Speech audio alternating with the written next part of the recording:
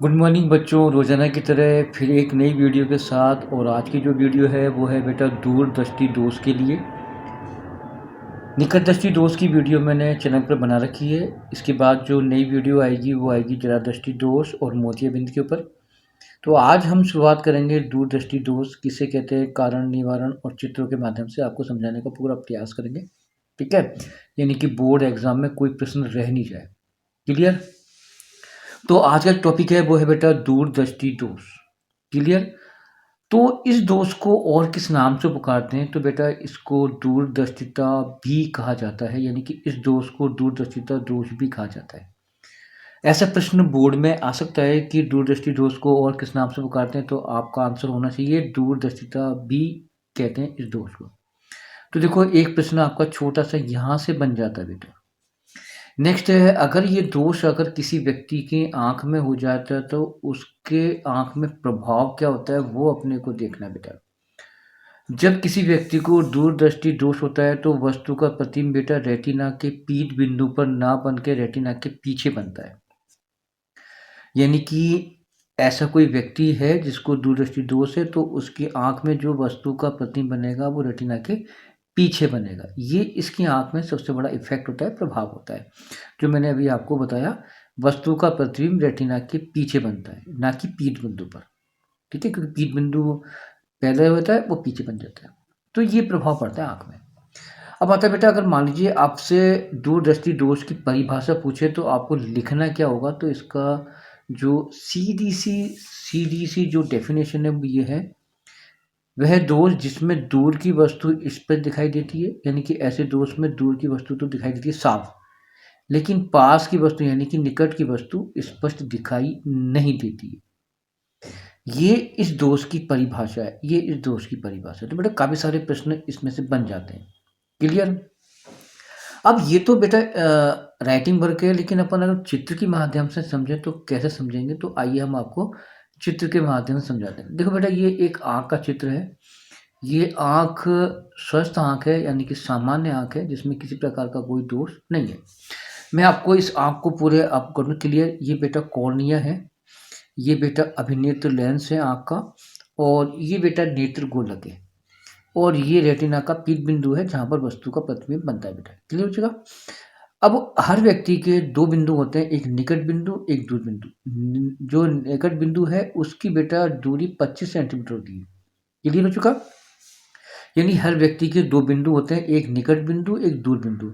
निकट बिंदु बेटा सबका 25 सेंटीमीटर होता है, बट दूर का बिंदु सबका अलग-अलग होता है।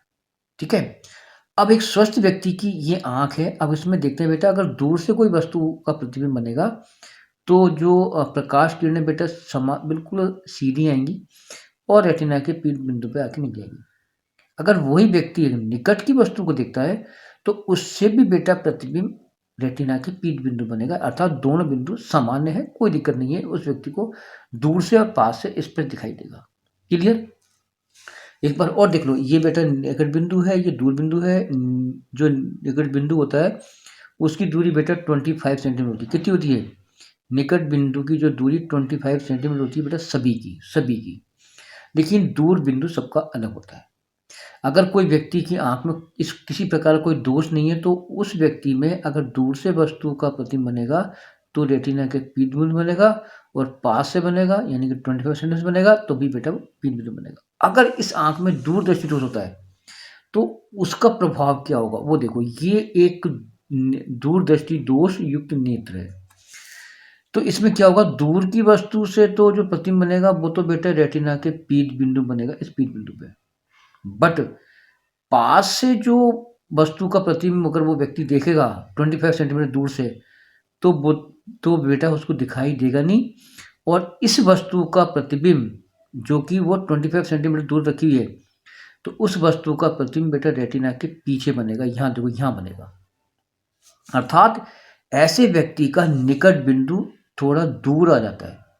अगर ये व्यक्ति इस वस्तु को यहाँ ना रख करके यहाँ देखे, यहाँ रख के देखेगा, तो ये बिंदु फिर पी बिंदु बनेगा। ठीक है? अर्थात निकट बिंदु थोड़ा खिसक जाता है पीछे की ओर, यहाँ की ओर। ठीक है? दूर हो जाता है। समझ में आ गई? यानी 25 सेंटीमीटर से वो नहीं देख पाएगा। उसको देखने के लिए इस वस्तु को यहाँ करना पड़ेगा, तब जाकर उसको दिखाई देगा। क्लियर हो चुका?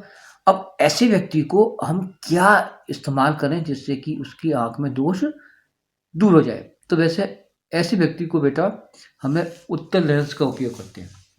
ये उत्तल लेंस है। अब जब उत्तल लेंस क्यों लगाते हैं? क्योंकि इसकी विशेषता होती है प्रकाश किरणों को इकट्ठा करना, दूर पास हो जाना। ठीक है? तो उत्तल लेंस का उपयोग क्यों करते हैं बेटा? क्योंकि इस लेंस की विशेषता होती है प्रकाश किरणों को इकट्ठा करना।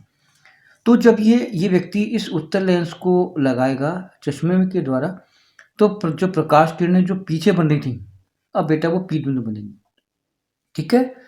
तो ये 3 आरेख हैं। अगर बोर्ड में आता है तो आपको ये बनाने पड़ेंगे। एक स्वस्थ आँख, दोषयुक्त आँख और निवारण के बाद आँख। ठीक है?